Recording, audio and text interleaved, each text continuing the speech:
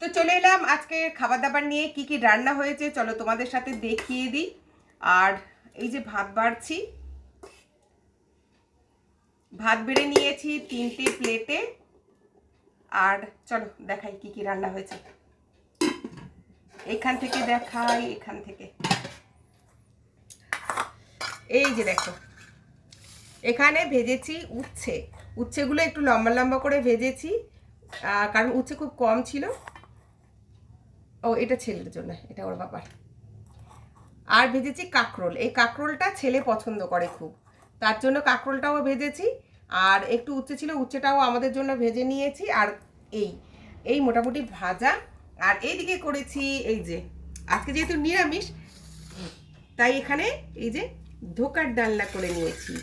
Tasty tasty ধোকার ডালনা। চলবে তো এটা বাপি?